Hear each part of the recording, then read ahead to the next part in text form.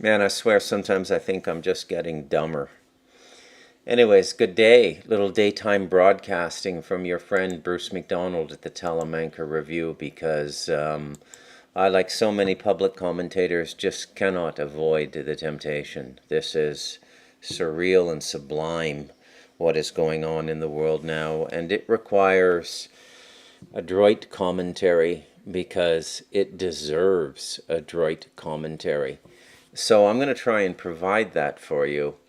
And I'm going to pick up. I kind of got derailed a little bit last night. If those of you who were watching, I had a couple problems here and there, and had some issues. But it's not the end of the world. Um, yeah. So, um, where do I want to begin? I want to just like talk a little bit about what happened yesterday and what we talked about yesterday, and the kind of world that's coming and what we're dealing with. And in that vein, I think the best thing for me to start with today is Yuval Noah Harari. And let's, oh, I got to get my headphones on, otherwise I'm going to get an echo. Yes, sir. Let's get this done. I used to do all my programming in the daytime.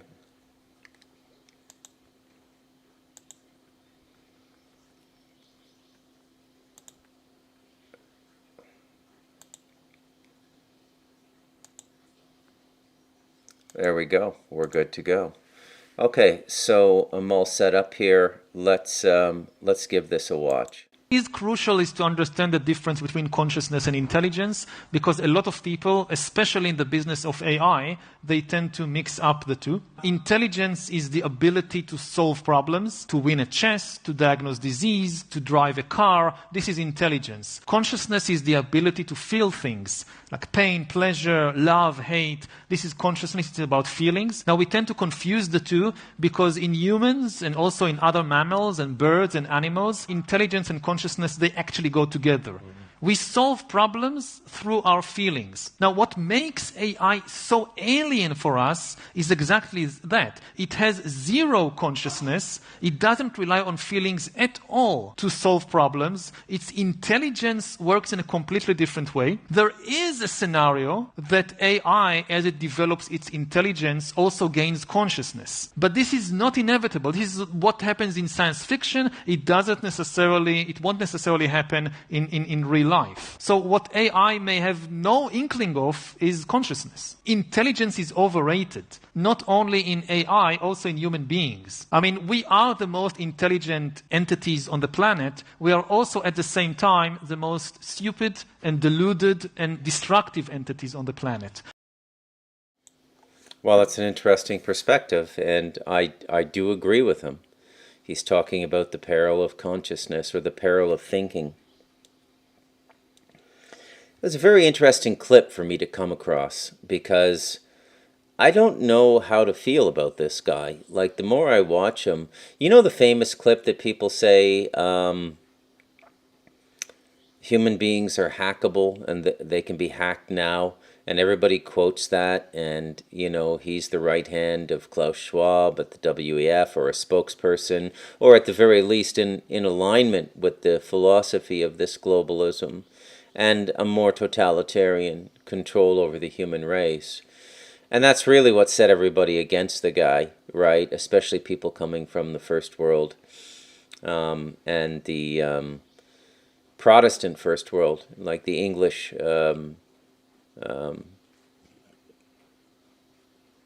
diaspora. Let's call it that. Yeah, the English diaspora.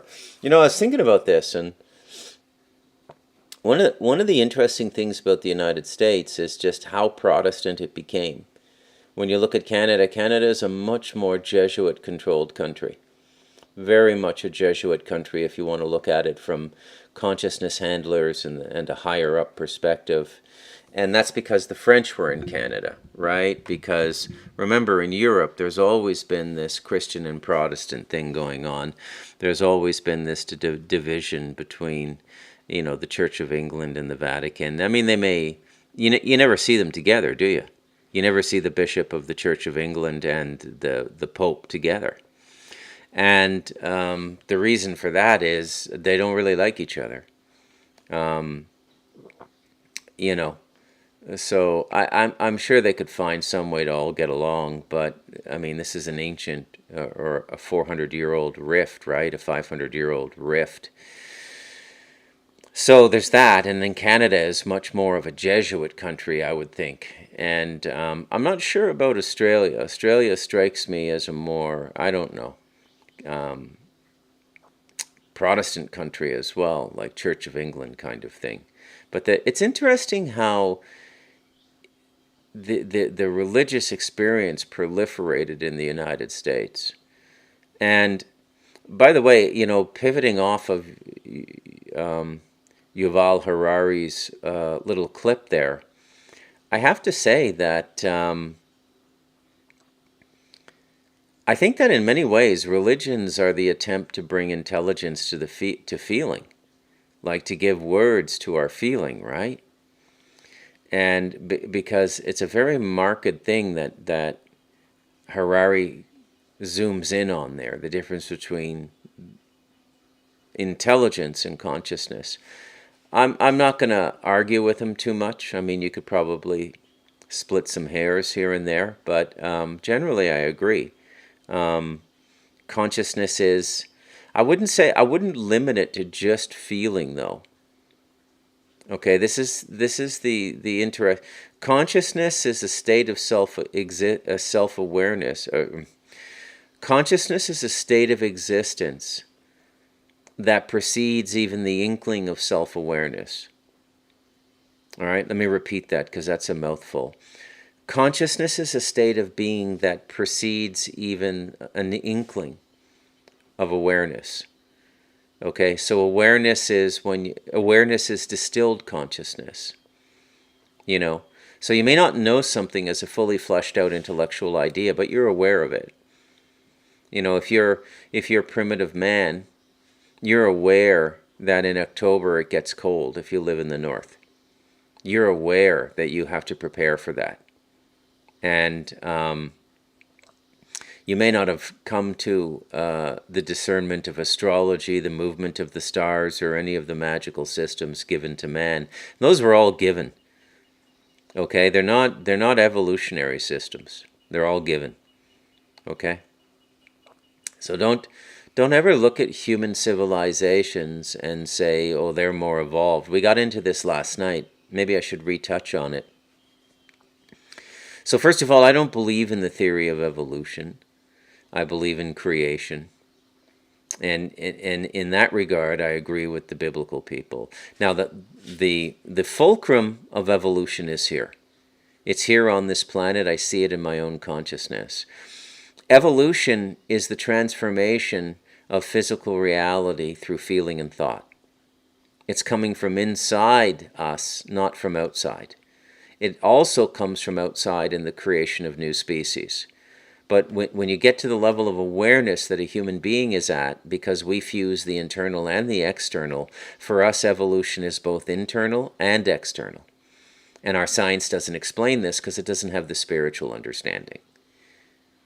Okay? So this is the codification, if you will, of the pop culture relics we have, like The Secret and the Principle of Manifestation.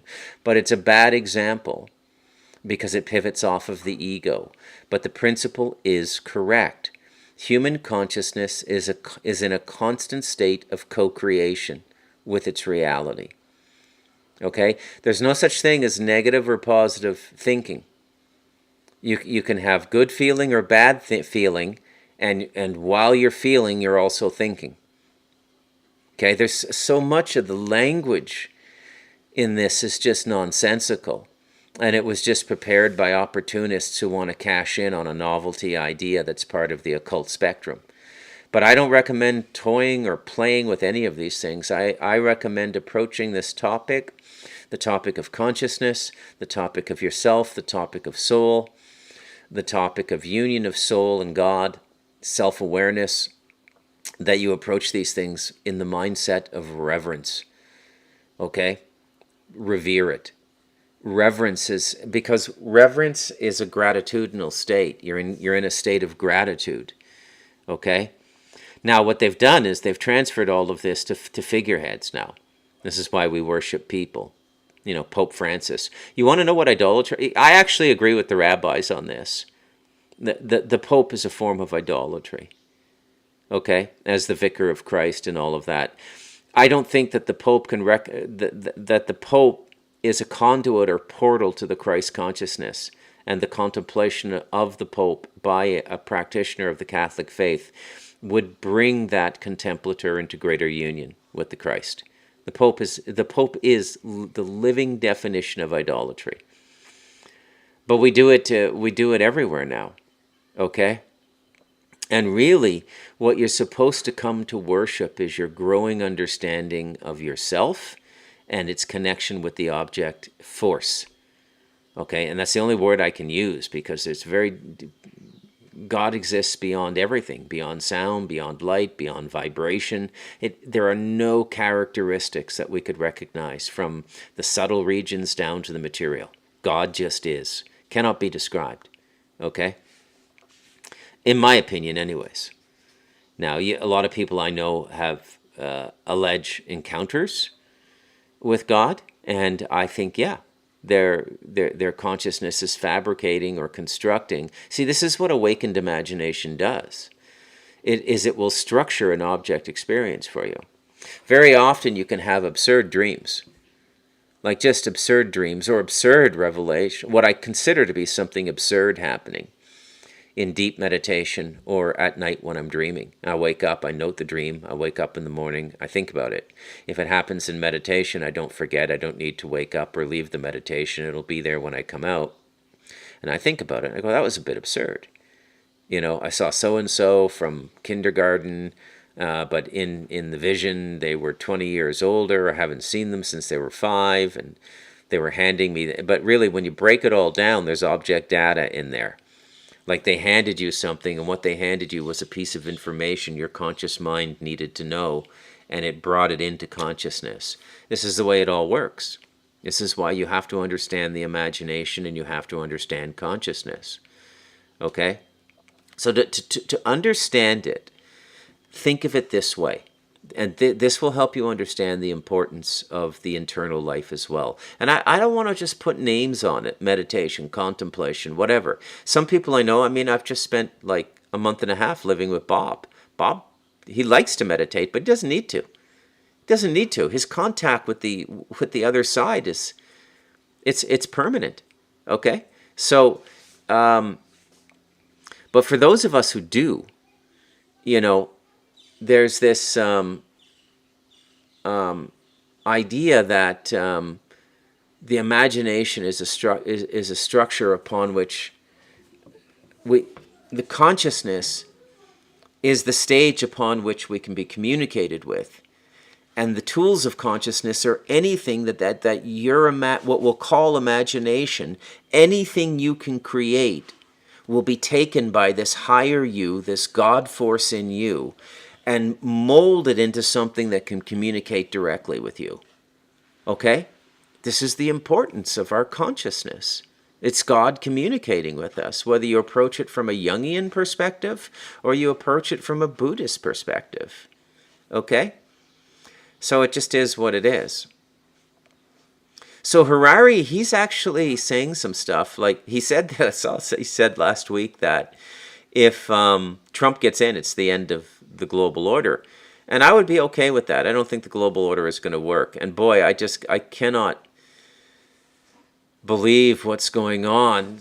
And you know, for those of you who've been with me for years, like even before the books, a lot of this stuff I was talking about, but we all need to take a moment and understand something. We constructed a faith system in the West that is underwritten by a series of predictions that have to come true, or the faith loses all credulity. Credibility is what credulity is. Believability. It loses it. It can't function. Okay? There has to be faith in the system. There has to be faith in these systems. Otherwise, people, one of the things that people don't like to be robbed of, although a lot of people are not conscious of this in themselves, we hate to be robbed of intentional energy. Intentional energy is the hope energy we put into the world, where we put the best of ourselves, where we take all of the unknowns and say, I can't solve this right now, but I'm going to put it here. I'm going to believe this. Now, a spiritual person would say, okay, I now want to take this belief and I want to translate it into a realization. I don't want to believe anymore. I want to know. And you begin to do your spiritual work, and we can all do that. And there's nothing blasphemous or satanic about doing that, about going within, about communicating with your consciousness. And entities will pop up from time to time too. The way to deal with entities is to stay in a highly spiritually charged state of mind all the time.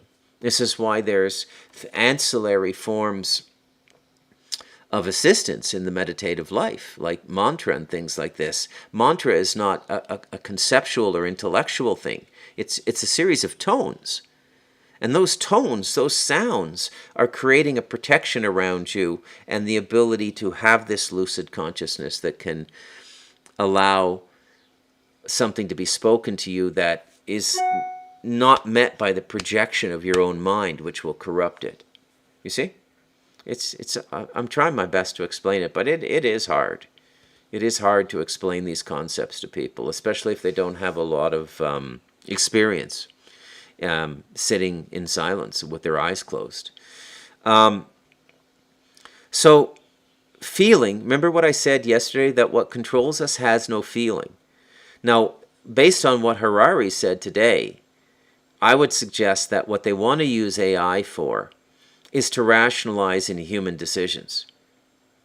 So I think Harari's right, and I've always felt this way, but I've kept a little quiet on this topic because I don't have the pedigree. You know, I don't have a PhD in computer science or neurolinguistics or the psychology or philosophy of consciousness. You know, so we get into an area where the titled people come out to speak. And let's be honest, some very credible people have said some very alarming things about AI. I would not dismiss what Elon Musk has said. But getting to the core issue, can it ever really become conscious? It would be the same process into which we exist. Okay? It would be spirit energy connected to a soul coming into a form that can operate and express in this material 3D reality. So for us, it's a physical body. So can AI become conscious? No, it cannot become conscious. It will not sort of drift into consciousness. Like, this is the big question with Data in Star Trek. Okay, there's an interesting point right here. How is it that an entire generation, us, Gen Z, okay, and I think a lot of my listeners I talk to are Gen Z. I know Jody's Gen Z, and a lot, Joshua is Gen Z. Slightly different feel than the baby boomers. I lost my thought though. What was I going to say? Who cares? But it's a very interesting thing. Oh, yeah, I was talking about AI and stuff like that. It's a very interesting thing what's going on with the AI and how they're marketing and selling it to us. And what I said yesterday about what controls us has no feeling. Okay? These entities have no feeling. Right? And any representative or agency of this controlling faction will emulate or replicate that core behavior. No feeling. The Greys at Stardust Ranch had no feeling. The Men in Black, they have no feeling. Okay, remember Bob Chicken Skin? Okay? There's all these entities out there that don't feel. Okay? And there's human beings this way now too. Just because somebody has 2 arms, 2 legs, 2 eyes, 2 nostrils, 2 ears, a mouth, and they can shake your hand and say your name, it doesn't mean you're dealing with a human being. And I don't mean to freak people out and say too much. about what's going on in this world, it'll get to the point where you're not going to be able to go get a slushie at 7-Eleven. I don't want to create a bunch of paranoid recluses living in their basements, but there's so much shit going on now it isn't funny. I've also been profoundly influenced by hundreds of hours of face-to-face conversation with Bob, the guy I wrote The Light of Darkness with, and The Devil in Us. He's off to San Jose again today.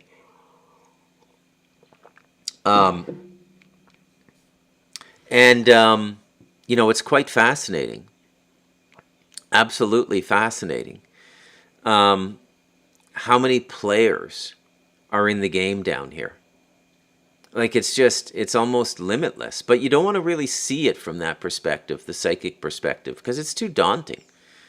It's like the information without the feeling. Something off about the psychic perspective, something profoundly off about it. But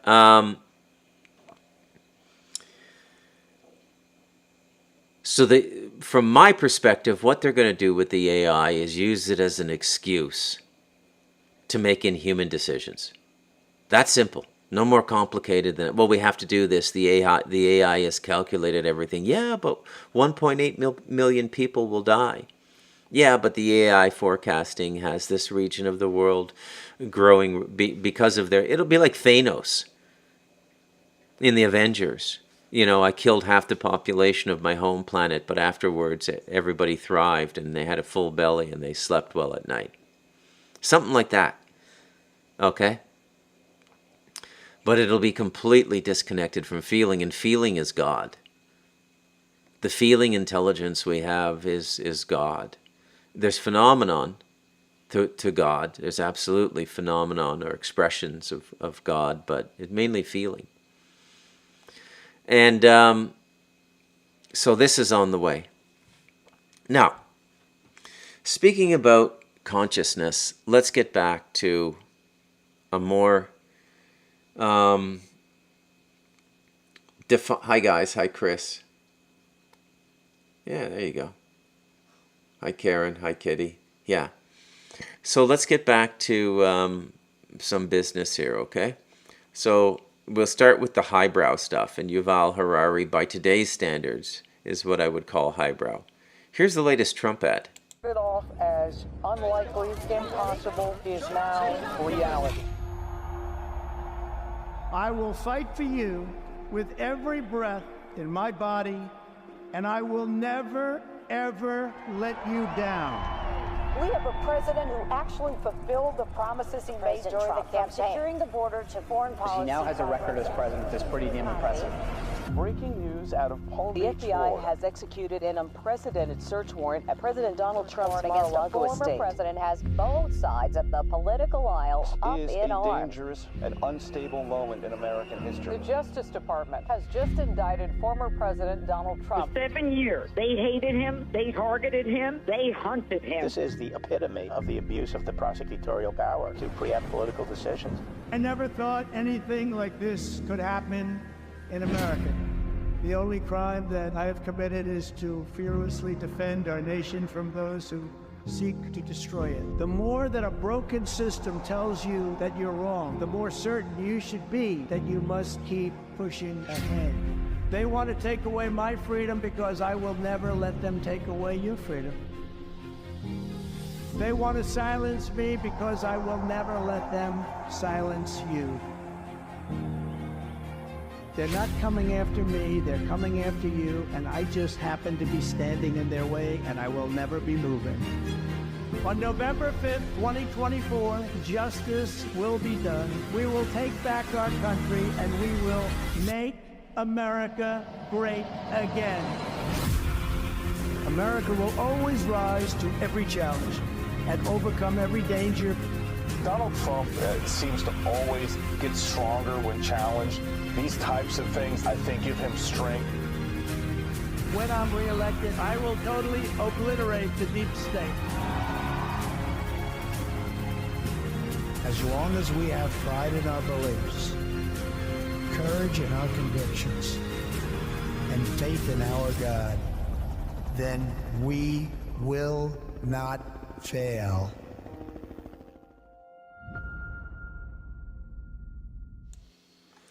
Well, there you go. Some pretty powerful stuff there for the susceptible, but we live in TV land, right? And Donald is a master of that, from The Apprentice and the people around him, and they're doing a fantastic job. But, you know, what is this guy really going to do? And who's this Vance guy, too? I don't like him at all, the VP choice, right? And he's going to oh, look at the insects here. And he's going to vanquish the deep state this time? Well, that's what he said he was going to do in 2016, and he didn't. Okay, in fact, he brought them into his cabinet, Mike Pompeo and people like this. Okay? So Trump's just a puppet. I truly believe that America has been completely taken over by the Mossad and the Knesset. I think it is a satellite of Israel at this point. And although there's the barrier of not everybody knowing that, and meaning that they can't get away with whatever they want to get away with, we're getting pretty close. Okay? And I don't think you're going to see too much difference between leaders. And like I said, I think that they're going for, what I think that they're going for is the religious end to the story. Because there were a lot of variables. Was it going to be an alien invasion? Well, it's not an alien invasion because we've always been run by aliens. Aliens don't work the way we think they're going to work. That's why Stephen Greer is out there doing the craft recovery and all. You're never going to see a fucking fleet of UFOs hovering over the Earth saying, Earthlings, this planet is ours now, surrender your arms. It's not going to happen. Okay? It's going to happen it's going to happen the way the Christians think demons happen. It's going to happen. It's not the same thing, but that's the channel. And you know what? It's happening now, the alien takeover. It's happening right now. Okay? There's a lot of people on this planet cohabitating their consciousness with an extraterrestrial. A lot of Zeta Reticulan walk-ins. Okay? It's going on right now. And the reason it's going on and the reason that this is being allowed to happen is that we have completely fumbled the ball in terms of managing this planet. And if you've ever seen that movie or the remake with Keanu Reeves, The Day the Earth Stood Still, especially in the remake, he's definitely telling the truth. That look, he tells the Secretary of State for the United States, played by I think Kathy Baker, the woman from Misery, and she says, "This is our planet." He says, "It isn't." So the planet is the planet. It's let's just say we have landlords. They don't collect rent. Okay, you're allowed to live free on a planet, but there's a rule set you have to abide by. Okay, and I'm not going green. I'm not talking about climate change. I'm not talking about any of that stuff, which is all bunk. But we are not being good stewards of this planet. When you look at the waterways, the rivers, and everything else that coexists with us, okay, all the other species and stuff. And I'm not going to lose a night's sleep if something animal goes extinct, but I do think we should be preserving forests and stuff like that, right? So many contradictions in what they're saying from their perspective. We've been over that. I'm not going to do it again. So Trump is Israel's man, okay? His son-in-law, Jared Kushner, is a devotee, is fully indoctrinated into the Chabad Lubavitch cult within Judaism. And Chabad Lubavitch is an end-of-time cult. It's a Messiah cult. Okay? Now you got to go and you got to look at all that stuff. So let's listen to a little bit of it now. I spoke about this last night, but I wasn't able to play it, so let's play it today. Jesus Christ is King. And God gave us and rose up Donald Trump to stand against the enemy and draw out the enemy. So as dark as some of these days are, understand this is the beginning of the great revival before the Antichrist comes. World government, implantable microchips, Satanism, it's out of the open. The Bible is fulfilled. Revelation is fulfilled. Jesus Christ is fulfilled. God Almighty is in charge, and we follow that mighty God. But more importantly, we pray for President Donald John Trump in this incredibly serious moment. And the devil is very real. And if you look at the Rothschilds setting up the state of Israel, and they totally control that man on screen right there, Soros, telling 60 Minutes the best time of his life was working for the Nazis.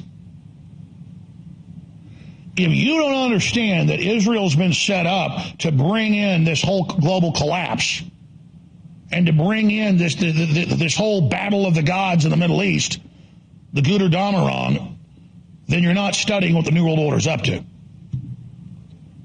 And so what we see is prophecy being fulfilled. And I'm going to explain this again. The globalists know there's a global collapse coming of their system, so they collapse it beforehand to be on top of the collapse. It's the same thing. God knows the plan of the universe. He already made it, but he gave us free will. These evildoers also get a good idea about where things are going. And so they are again playing God. They know that the Messiah is going to come. They know a new temple is going to be built. They know Christ is going to rule for 1,000 years from Jerusalem before this reality is destroyed, this simulation. And they're going to do it all beforehand. That's what the Antichrist is, ladies and gentlemen. And you can sit there and think, oh, well, that's just Christian cosmology. That's just your religion. Yeah, well, watch it all happen, because it isn't just my religion. There's a struggle between good and evil going on in all of us. And it's particularly going on in the Jews. Some of the best people you're ever going to meet are Jews. Some of the worst people you're ever going to meet are going to be Jews. And that's the same and vice versa for any group. But it's particularly true with them. And so what you're about to see unfold and what you're about to see go on is very serious and very real. So Trump thought, oh, I'll actually help Israel. Yeah.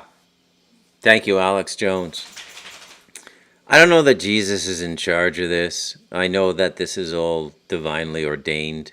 It's the resolution of our thinking, our feeling, and the balancing force of the Creator and the energies that sustain the various realities. That's all it is. It's just a big soup down here. But we have to be given our say. This is the principle of free will, and our say is manifested not simply by focused, intentional projection, but constantly. Okay, so consciousness is in a constant state of manufacture and co-creation with the Creator. So the world you have unfolding around you is the world you think. As a man thinketh, so shall he be. Gospel of Matthew. So, and this is not positive thinking thing. I mean, if I were to come up with a quip or one line by which to live, think as little as possible. Feel as much as possible, think as little as possible. Keep growing your feeling and defining your feeling as it grows out. And that's how you expand your consciousness. And eventually you'll come to the source of all thought, feeling, memory, and life. And when you hit that, well, that's the spring water, man. That's where God is speaking to you. What I would call God, anyways. What Alex Jones and these people are calling God is not what I would call God. Okay? And look, I seem to be the only person out there saying this, okay? Even if what they said was true, and they actually captured the timeline, and the prophecies were all true, even if that were all true, ask yourself this, okay? If you want to know whether it's spiritually copacetic or not. Why would we be given a free will reality and then be given a hack like a prophetic book to start reading when we're kids? This is going to happen, this is going to happen. Well, I thought we had free will. What do you mean this is preordained? What do you mean the world, we're going to go into the end of days? And what is all this stuff? Okay? And it's timeline. I mean, prophecy is the first form of timeline manipulation. It's what it is. It's timeline manipulation. So they're harvesting the collective consciousness of the people entrained with these ideas. Okay? Now, when you get near the end of the cycle by the calendar, There's a couple things that could happen. Because so much psychic energy has been put into the event, it could unfold naturally in a way that is derived from our co-creation with the timeline. Okay? Because remember, generations have been thinking about these things. Generations of human beings have been investing psychic energy in these ideas. Okay? And that energy has to go somewhere. It has to manifest somehow. Our thoughts and our energy have to manifest. It's a law down here. Okay? So,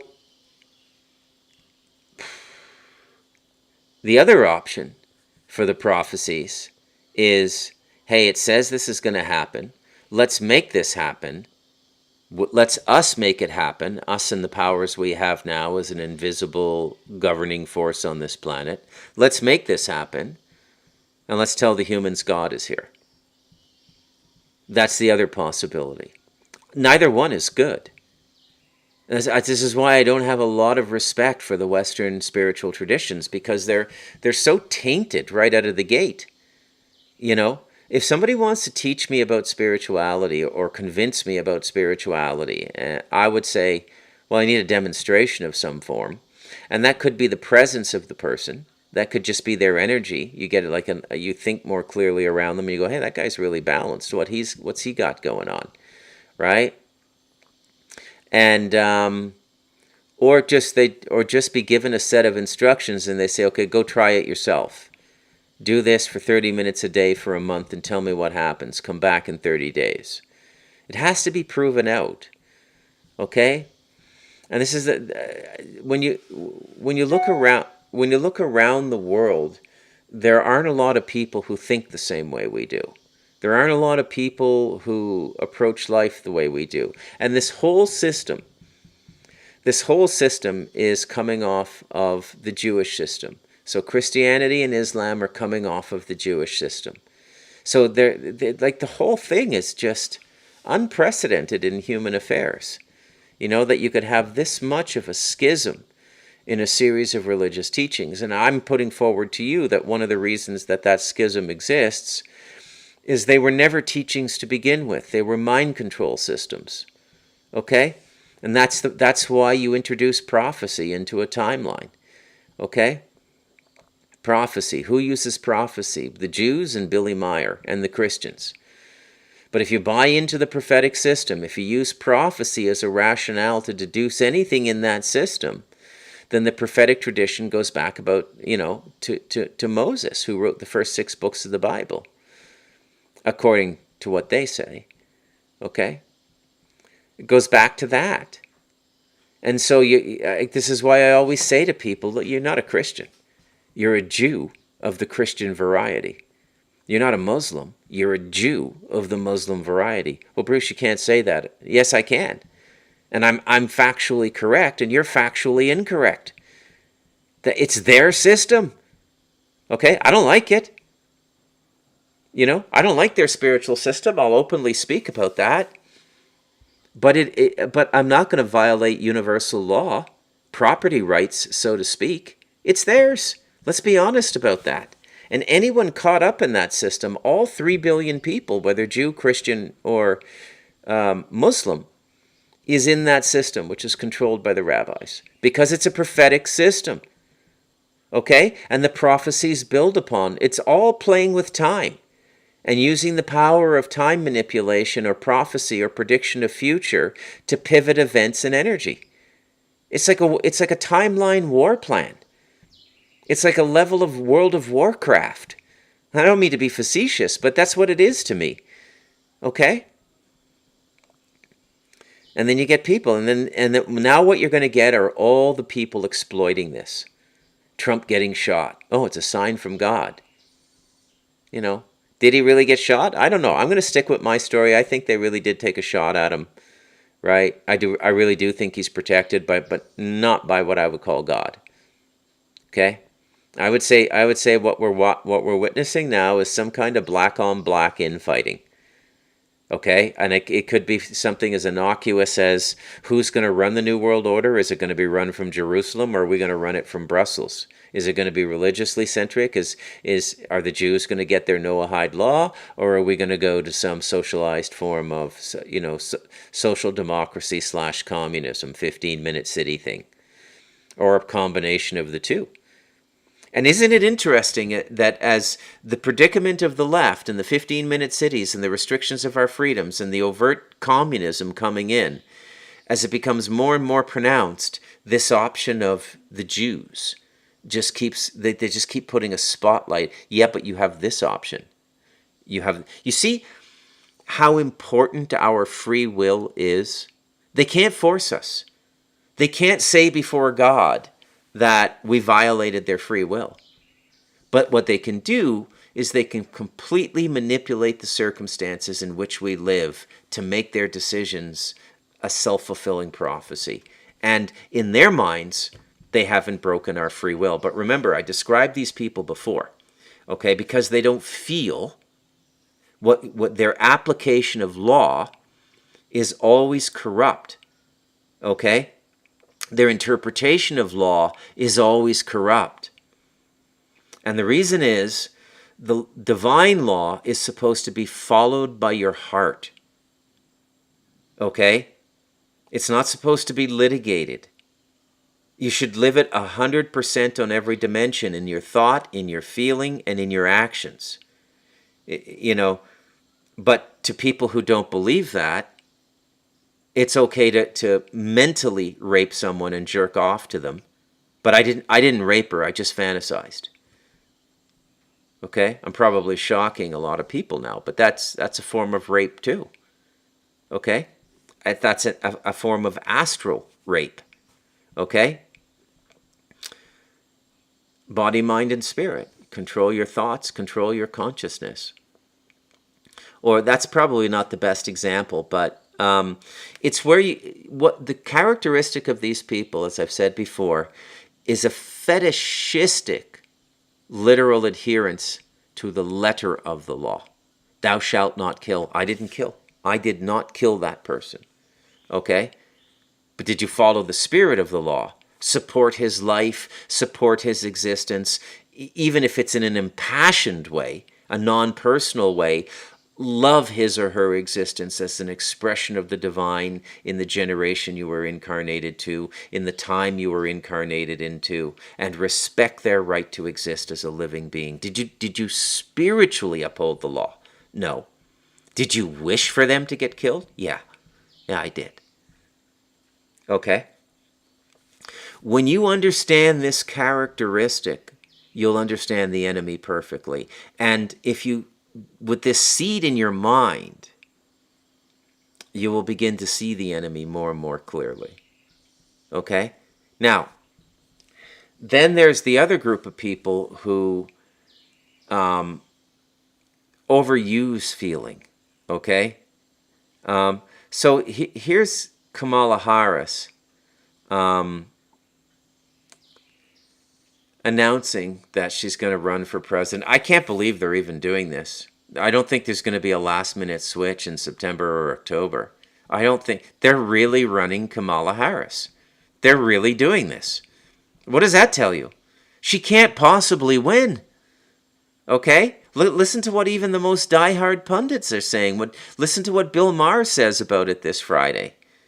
She cannot possibly win. She's a moron. And no American and no member of the Western world would want her at the head of the United States at this precarious moment in history when we're dealing with Vladimir Putin, Kim Jong-un, Xi Jinping, the BRICS, a dilapidating American economy, a dilapidating American society because people are without hope. Do you really think even Democrats are going to put her in? And to make it even worse, this is where she launches her campaign. Hi, everyone. It's Kamala Harris. Each day, we are seeing our rights and freedoms under attack, including the right of everyone to be who they are, love who they love, openly and with pride. So as we fight back against these attacks, let's all remember No one is alone. We are all in this together, and your vote is your power. So please make sure your voice is heard this November and register to vote at vote.gov. Can I get an amen? Amen! Now on with the show. And remember, you better vote.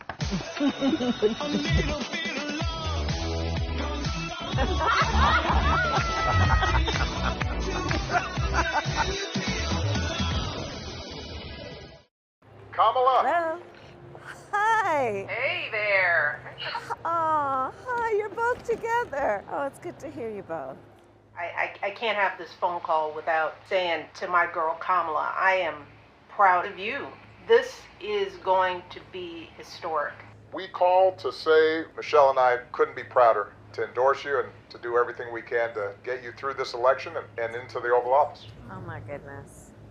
Michelle, Barack, this means so much to me. I am looking forward to doing this with the two of you, Doug and I both, and getting out there, being on the road. But most of all, I just want to tell you the words you have spoken and the friendship that you have given over all these years mean more than I can express. So thank you both.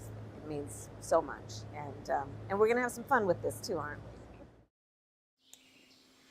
we? You can't make this shit up. I dare you to even try, man. I dare you to even try to make this stuff up. Okay, you can't. You can't. It's too absurd. It's too ridiculous. It's too...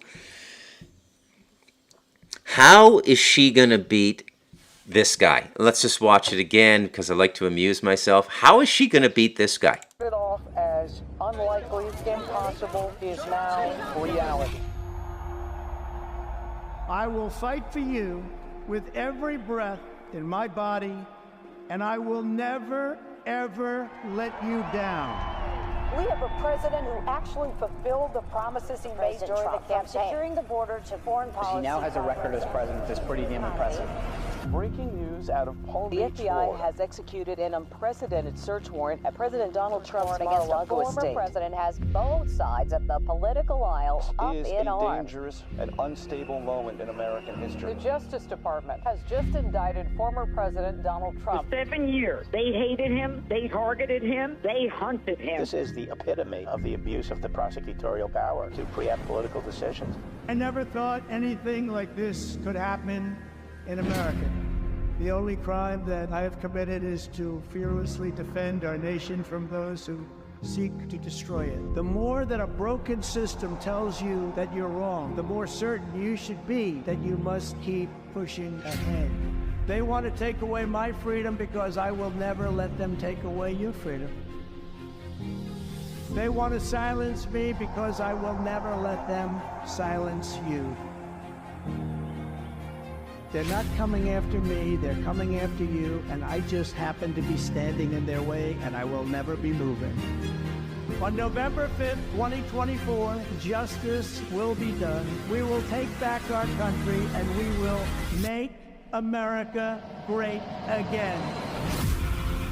America will always rise to every challenge and overcome every danger. Donald Trump seems to always get stronger when challenged. These types of things, I think, give him strength. When I'm reelected, I will totally obliterate the deep state.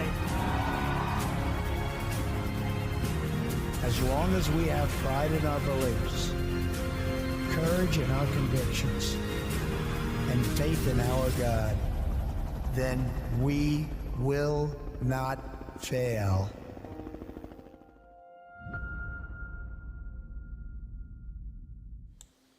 Faith in their God, and they will not fail. What God do you think that is? Just when Donald Trump says God out loud, what God do you think he means? Okay. I got one more little thing to watch today. I couldn't help myself. Let's watch the highlights as Bloomberg captured them of Netanyahu's address in Washington as President Netanyahu addressed his Congress. We meet today at a crossroads of history. Our world is in upheaval. In the Middle East, Iran's axis of terror confronts America, Israel, and our Arab friends. This is not a clash of civilizations. It's a clash between barbarism and civilization.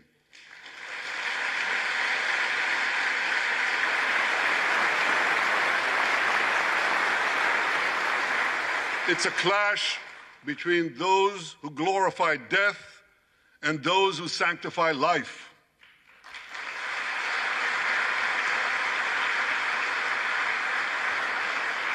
For the forces of civilization to triumph, America and Israel must stand together.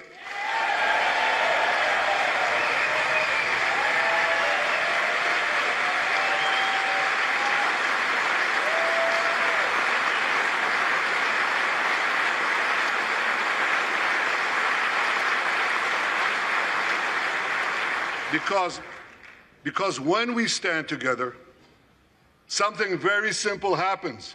We win, they lose.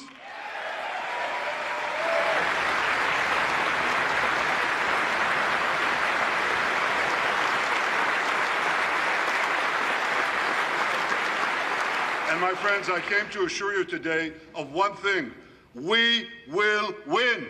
I thank President Biden for his heartfelt support for Israel. After the savage attack on October 7th, he rightly called Hamas sheer evil. He dispatched 2 aircraft carriers to the Middle East to deter a wider war. And he came to Israel to stand with us during our darkest hour, a visit that will never be forgotten.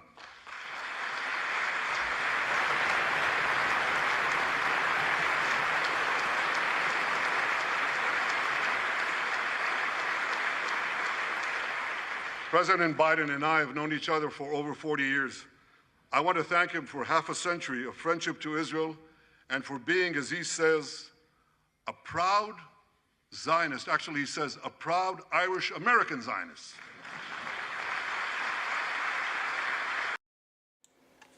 Yeah, I'm sure all those guys down in South Boston are Zionist. Down in Southie in Boston, I'm sure they're all going around with a Star of David tattooed on their neck. Unbelievable, man. You can't make this shit up. I dare you to even try. Look, I say a lot of things, you know, but at the end of the day, in this particular moment in history, I still do think Donald Trump is the better choice.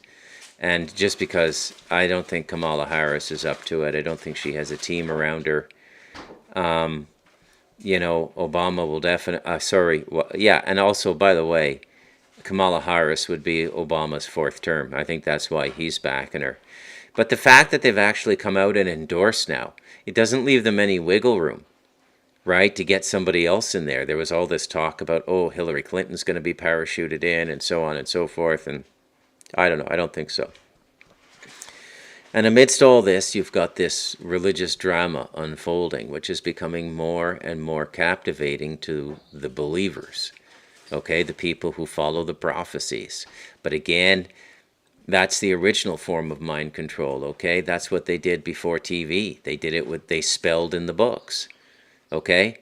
So you got to get your head around this. I mean, I'm not trying to fracture anyone's divine relationship with the Christ if they have formed one on the other side. And it is possible. Christ is here working with humanity. It's not what I'm saying, okay? But if you don't speak about it in a context similar to mine and you reference scripture like an imam, you're not in the game, buddy. Okay? Because you don't understand what's going on here. You don't understand how this game works down here. You don't understand who the players are. You don't understand how this reality is generated, manipulated, and hacked. And I mean at a reality level, magically. I don't mean, you know, like computer programming, or although that's probably coming in the near future too, but reality hacks through artificial intelligence. But this is, and you know, but in a way, it's kind of good that we're getting all this stuff out of the way, because it has to be dealt with, because it's been a part of our psyche in the West for 2,000 years. The danger is that in the interim period between the old God and the new God, we're unprotected, because gods do protect us. They protect us in many ways. Just as a psychological structure, if you have 100 people who believe the same thing internally, let's call it a God, they're going to be a much better cohesive force to work together in difficult times. Right? This is why, look what happens in prison. What happens in prison? No matter how liberal you are or how diverse, equitable, and inclusive you are, when you go to prison, you hang with your own race, and that's all there is to it. Everything just gets distilled down to the granularity, and there's no exceptions there. It is what it is. And the same is what they're trying to do here in the world, but we need to fight that. We need to do the opposite of what they do in prison. We need to come together, but to do that, we need consciousness, and we need a new God, a new common way of thinking and dreaming together.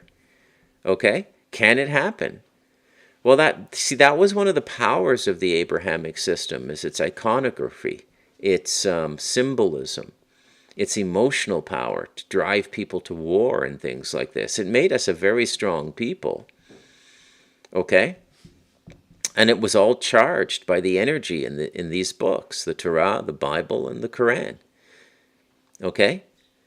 And this is a technology that has been given to us by a combination of sources, Anunnaki, Draconian, Palladian, all in an attempt to influence this human race.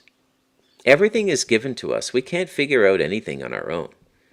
The greatest minds on the planet openly admit that, like Tesla. It was given to him. He had the mind to receive it, but it was given to him.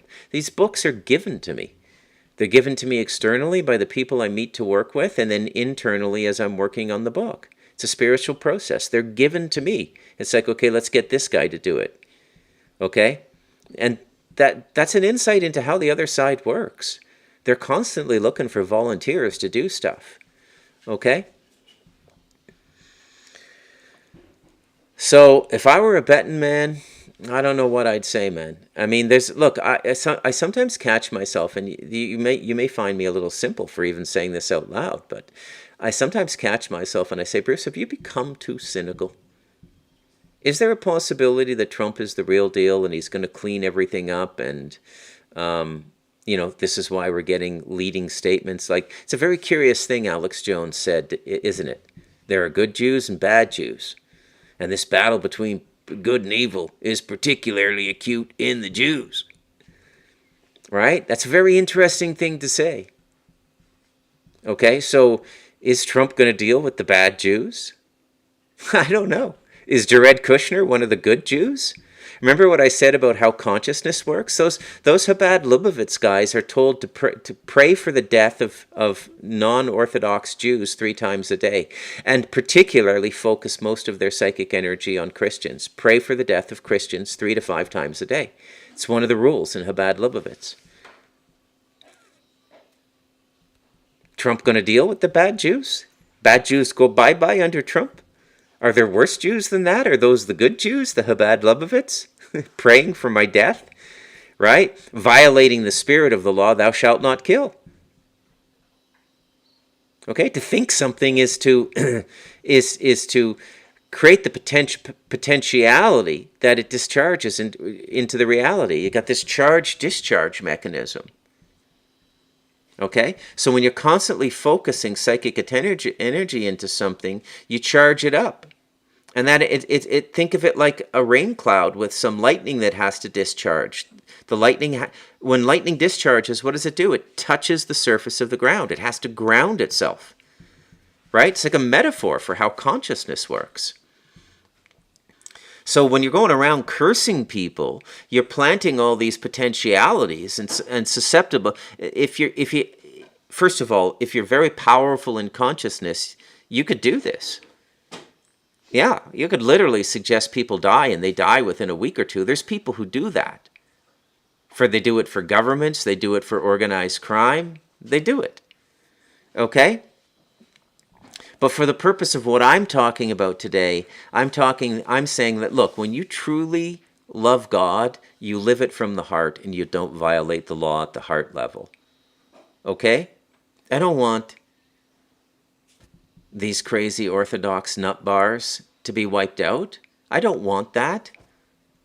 I don't want anything bad to happen to them, but the unfoldment of consciousness and God's plan as it's given to every other human being. I don't wish any ill upon them. And that makes me, I suppose, soft in some people's minds, but look, I'm not going to lose my soul for anybody. Right? The devil comes to you, your best defense is to give him love and respect. Don't do what he says. Say, look, I'm an autonomous being, but look, I understand. You're a created being. You've got a job to do. You're a regulator, an adjuster of sorts. I get it. I don't prejudice you. And if you didn't do your work, this reality wouldn't function. But hey, man, you know what I mean? Can you get another seat on the bus? You kind of smell funny, like sulfur. So we're in a fascinating time right now, man. And fascinating time. So I think that when you think about the potentialities in November, which force in the psychosphere has the most energy that it has to discharge the lightning and touch the earth? Is it Kamala Harris and the Obamas, making sure everybody's included, whether you have a penis or two penises or whatever you have? Everybody's got to be included. That is the beginning of the campaign at what has to be the most precarious moment in the history of the United States. I'd say since its formation, since the Revolutionary War with the English. This is probably the most pivotal moment in the journey of that country. And that country, and I don't say this out loud long enough, America has a divine destiny. It was given a destiny. Okay? The destiny of America was to create a circumstance where people could coexist in a dream. It was a building block to a new God. It sounds strange given that it's going all Christian fundamental now. But that's what it was created for, in my opinion. These are just my opinions. I'm Bruce McDonald. This is the Talamanca Review. Who else's opinion would it be? Right? You see how my spunk comes back when I have a sandwich? 9 days without eating. Now you know why I wasn't podcasting. Little blood in the sugar gives you a little sugar in the blood, glucose sugar from a potato or something, gives you a lot of energy, man. But you get super calm fasting, right? And I've distilled a lot of energy, and I'm just going to start discharging it in these podcasts. I'll take any calls, anyone who wants to call in, Skype, or I got the headset on so you can call right in. You can just talk. You don't have to be on camera or anything. I don't want anybody to feel intimidated. But this is an epic moment, okay? An epic moment. And I would say that the epic moment for the individual is the ability to go further in your perception than you've ever gone before. Because with all of these things colliding, you know, what they're saying in physics, the religious narratives, the emerging spirituality, it's an excellent opportunity for some pieces to slip together and for you to suddenly have a giant epiphany about how this reality operates and get yourself into the spiritual game, which is the pursuit of consecration of self by dissolution into God. Not permanently per se, but you have to keep, if you do it once, do it again and just keep doing it. One day you won't come out. At that point you might be running an ashram, I don't know. But for most of us, we go in and out. But if you can do it while you're in the body, you can do it on the other side. Shh. I told you a little secret there, okay? So makes me wonder sometimes why people even take what they would call spiritual missions in this world. I guess just to be, you know, the same way other people become grade school teachers. They just want to be of service, right? That's how they go best. I got a caller here. Hey, Chris, how you doing, man? Chris. Good. Yeah, I'm doing good. How are you? I'm doing real good. I wonder if I'm picking you up. Can you folks hear Chris? Testing 1, 2, 3, 4. Yeah, I just wonder. Yeah, I just been out flying my drone. And oh, nice, man. Very nice. Yeah, it's pretty cool. I have a YouTube channel, and I'm gonna post my flights on my YouTube channel. I have a combination of a GoPro, my DJI drone, and then I also have a thing called a Hover 1X, which is a personal drone. It only weighs 150 grams, and you can actually take it inside and fly it around. But enough of me. Hey, man, my system's working perfectly. I can just take calls now. People hear you perfectly. The key was the USB headphones. Yeah, it looks very good on the screen. And Hey, buddy, I just went 14 days without food in the last 4 weeks. yeah, well, I've been watching. I can't imagine myself not eating. I don't eat very much anyway, but I live on coffee, sugar, and pastries. I would have thought I make a bowl of spaghetti every week. I would have thought you made the journey to tea by now, being so long in England. No, I've never. Hey, I've been around tea all my life, right? My mom was English or hold, Scottish.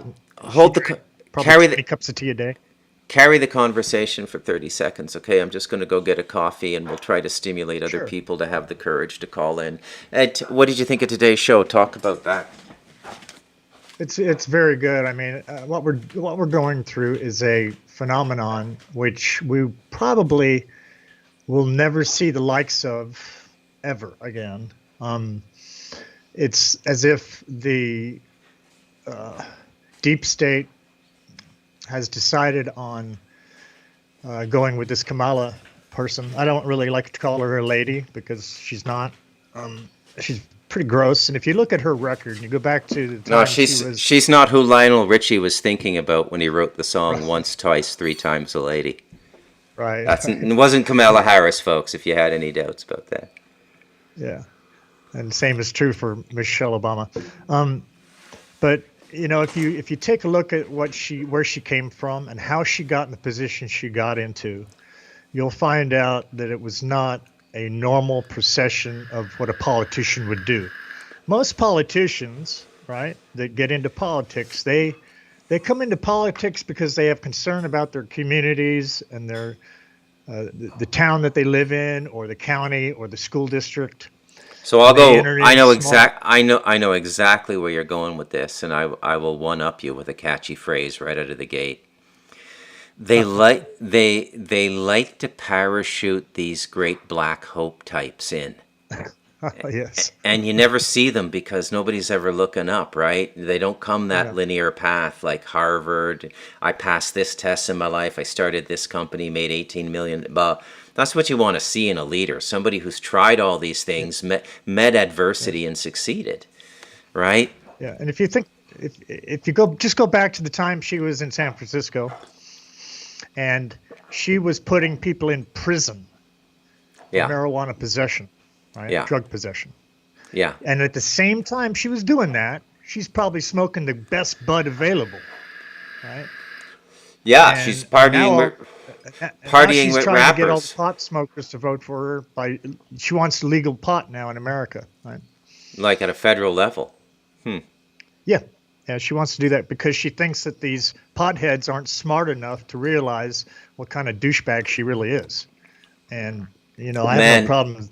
I would say that to her face with Secret Service all around her. I would say that to her face.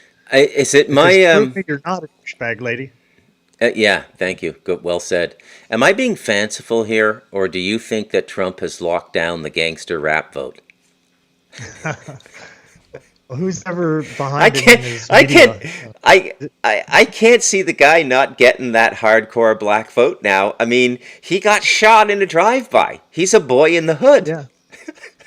Yeah. Well, I have a lot of black God. friends in America, and they've all voted for Trump a long time ago. Oh yeah. But they recognize right off the bat that this person is not really good for them, right? In fact, putting people on welfare and growing the government to where it controls everything is very not good for anyone.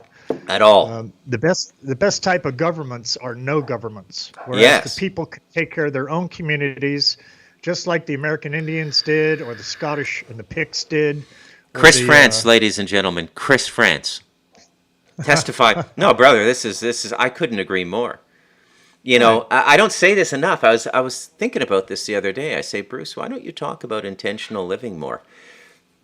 And I thought, well, because I don't know. I don't really like. I'm definitely a living example of that lifestyle. But I mean, and I'm going around YouTube, Chris, and everybody doing this intentional living and actually doing it, like from an Earthbag house or something, teaching gardening. Oh yeah. They've all got 1 to Who's 5 that, million who's subscribers. the senator or the representative? his wife just got killed? I could not say with any certainty. I don't follow the news as He lives up closely in the as. Appalachian, off the grid. That's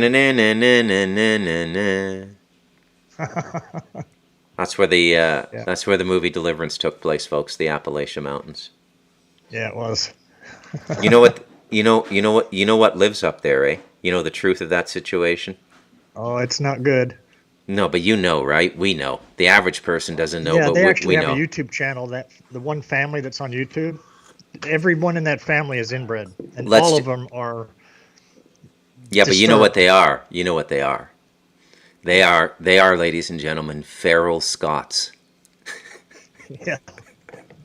Yeah, there's no one else. They they're- don't have enough money to have a car to go drive and find a girlfriend. So They are. grab a cousin from the next village over. Yeah. They are children of the Tuatha De Danann who've lost beneficial relationship with the elemental guides. And that was very, even to the American Indians, to the tribal type of people in the South Indian Sea, the Indonesian area, all these tribal type people, inter-family relationships were very carefully looked at, because they never wanted people to. They knew that if you went out and screwed your sister, you might have a horrible looking child, right? It would be deformed. It might be.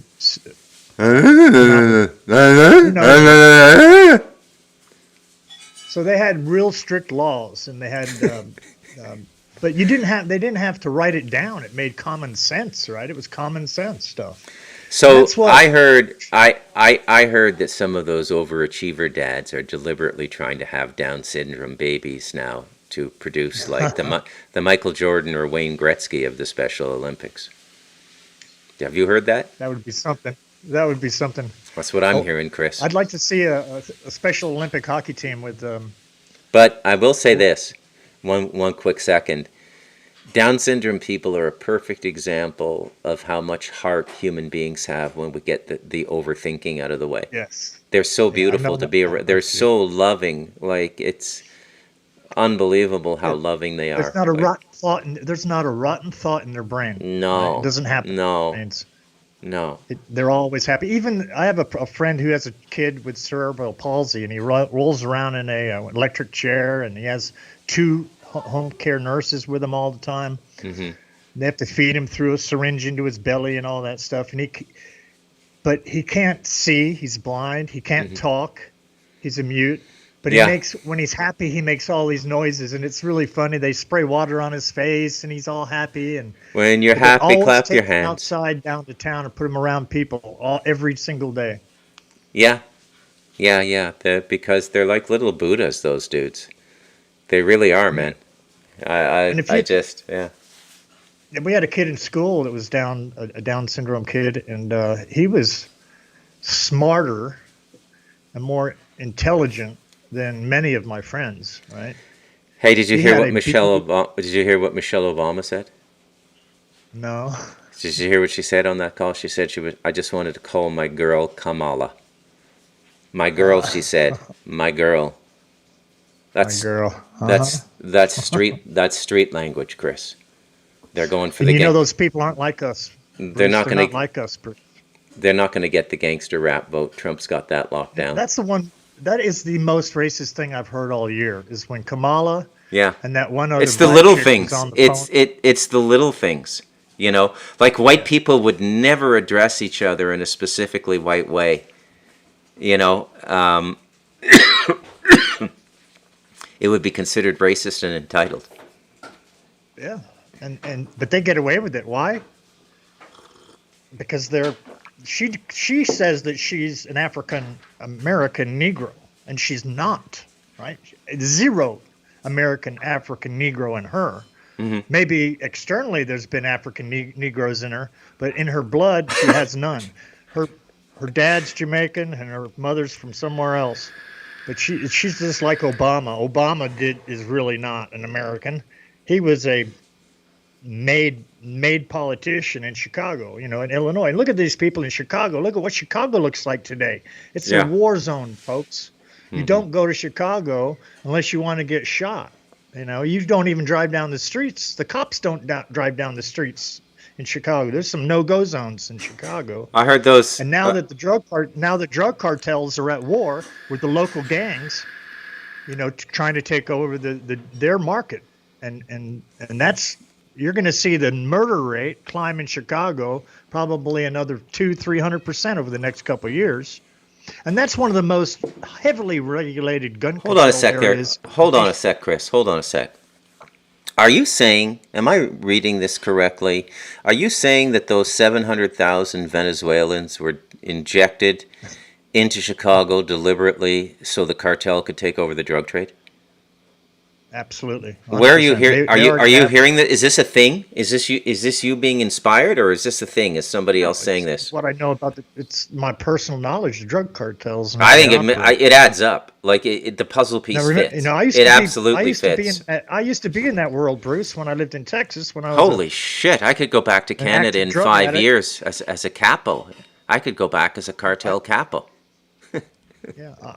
The drug cartels were bringing them in, the banditos, the motorcycle gang were transporting, and the Aryan Brotherhood was supplying protection.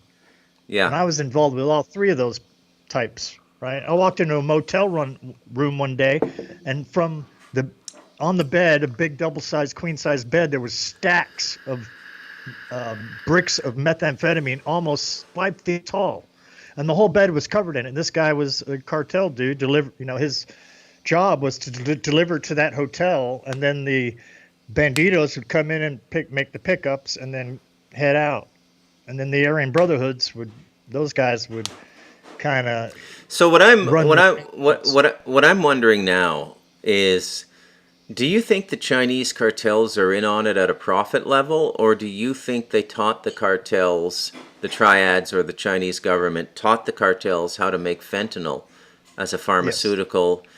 Just as a war measure, or do you think they're actually on the back end raking money? It's 100%. It's 100% chemical warfare, and they don't care about making a profit. The drug cartels do, but the Chinese don't. They just care about killing American people, and of course Canadians too. And an insight into the gravity. It's nowhere else in the world, everyone. It's just in America. Why is not fentanyl here in the UK? There's plenty of cocaine here, plenty of marijuana here. But there's no fentanyl coming in over here. Why? That's very interesting to look at, because the English were one of the main people that were in on the Chinese opium wars, but the American businessmen were the ones that actually did the financing behind most of that. You know, but the cartels, these guys are smart, college educated, marketing people, advertising people, logistics people. They're not just these guys coming out of their little Mexican towns. These guys are actually brought in and hired by the cartels to run their businesses. Yeah. You know, look at the show Ozark. That's a good example of how it works, right? I heard American businesses that are actually becoming money laundering systems for the cartels, so that they can at least get their money out, right? Yeah. Yeah. In Harlingen, Texas, I was in Harlingen back in 2015. Harlingen, it's on the south border, just a little bit north of Brownsville. They busted a house. It was a 3-bedroom house, and every bit of the house was full of cash, right? Just stacks and stacks and stacks. And what that house was doing was they were transporting money from America and across the border into Mexico. And, you know, that was years ago, but nowadays you can just walk back and forth across the border. No one's going to mess with you. In fact, there's people from all of Europe that have gone to Mexico and walked up through the border, and now they're in America, and they're living on their Social Security that they give them, or welfare that they give them. They got a cell phone, they've got a credit card, they've got a hotel they can go stay at, while American veterans are living in the dirt. Americans by the thousands are living on the streets. Yeah. Americans by the tens of thousands, hundreds of thousands are dropping dead every single year. And America doesn't seem to do shit. Now, why are not you, Americans, on the streets? You know, like BLM? Well, what about White Lives Matter? What about drug addicts' lives matter? What about your sons and your daughters' lives matter? Right? But why aren't you out there doing anything? You're just letting it happen. Well, no, I mean, I wouldn't chastise people too much, Chris. I mean, this goes back to the broken culture thing and the godless people. We're between an old God and a new God, and we're unprotected now. We don't know what to believe. Yeah. We don't know what to think. We don't. I mean, just look at the state of Western like culture, you and man. Me, we're all, you know, people like you and I are eternal, and I believe that there's a few others out there. And to me, it's just entertainment for me until I go to my next rendition, right? Yeah. Because I'm too old to do anything. I'm just a single dude that's decrepit, and I have to roll around in an electric scooter, which is very cool. But still, you know, I didn't do anything with my life. I used my life up in addiction and alcoholism, you know. And then when I did sober up, it was too late for me to do anything. All I could do was one-on-one help people come through their addiction, you know, through the 12 steps or other spiritual ways that I can do things. But you know, I still do that today. I get phone calls from Australia from people who are having problems with cocaine or meth, and they want to talk to somebody. And I will talk to people even if they're using, you know, unlike many people in the recovery world will not talk to you if you're using. They will just cut you off and tell you, you don't need it yet. You haven't hit rock bottom. You know, rock bottom is the grave, people. It's not having a bad time with getting a DUI or getting arrested with drugs in your pocket. That's not rock bottom. Rock bottom is the grave, you know, and I tried to go there many times and I didn't make it. So there's only one purpose for my life today, and that is to tell people the truth. And that means sometimes saying things that they don't want to hear, right? Chris like France. If you're a mom and dad and you have an addict son or daughter, it's your responsibility to that child to help them as much as you can, as hard as you can, and as fast as you can, right? And there's ways to help addicts without getting in and doing this intervention bullshit, right? You can bring people into a recovery very easy. It's very easy to get them to stop using, to get them past that physical addiction, and then get them past the mental addiction, and get them into what I call beyond recovery. That's how I live today. I live in the real world doing real world things. And sometimes I'm the only sober person in the place, like down at the Apple and Parrot or at the Torquay concerts they have. Everyone else is drinking. The only sober people are bouncers and me. Right? And I have no problem doing that because I've already had that in my life and I don't want it anymore. But the level I live today is so much higher than any drug ever gave me. You know, I'm spiritually aware. I'm astrally aware. I'm physically aware. I don't have that much time left. So what I'm going to do with my time while I'm here is use it as best I can. And hopefully when I make it to the other side, they'll say, okay, you learned your lesson. Because remember, I took a car off a mountainside in Colorado doing 110 miles an hour when I was 19. Yeah. And I went to the other side, and they told me that I had not learned my lesson yet, and I had to go back. Right? Uh-huh. So hopefully when I get there, they'll say, okay, you learned your lesson. Yeah. Go up one rung on the ladder. Go ahead. So, yeah, I think we're going to wind it up there, but this is the world today, folks. And you guys, you can call Bruce. He doesn't bite. Not a mean guy. They're scared. They're scared. Astuto. Well, they're a scared, Chris. AI. Remember this, the AI already knows everything you've ever done, every keystroke you've ever pushed, every text you've ever sent, every message you've ever had, every voice you've ever had. You know, when you talk to people, the AI knows it all. And if you can play your life that way, it doesn't really matter. We're not that significant as individuals to make a difference, right? Yeah. Only a few of us. All right, thanks for Donald Trump. He might make a difference. But thanks for having me, Bruce. No problem, Chris. Be well. All right, ladies and gentlemen, Chris France called in. Anybody can call in, 864-810-1039. Give me your thoughts on the show today, what you think about what's happening in America. Seen that Tinker 1 if you have me on Skype or you friend me on Skype.